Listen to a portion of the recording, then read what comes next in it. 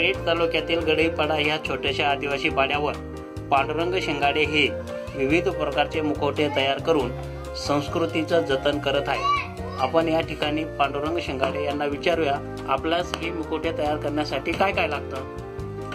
मेथी लागते, रद्दी लागते। आणि ही परंपरा आपल्याकडे कशी आलेली आहे? ही माझ्या वडिलांपासून आलेली आहे। 5 वर्षापासून मी आता बनवून राहिलो। हे मुखवटे बनवण्यासाठी आपल्याला काय काय लागतं? रद्दी लागते, मेथी लागते आणि कलर लागतो।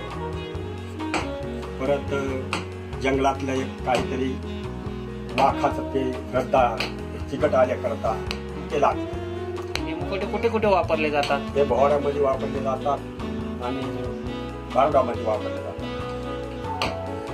या ठिकाणी आपल्याला विविध प्रकारच्या देवदेवताचे मुखवटे दिसून येतात।